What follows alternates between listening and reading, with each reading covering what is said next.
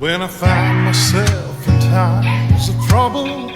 Mother Mary comes to me, speaking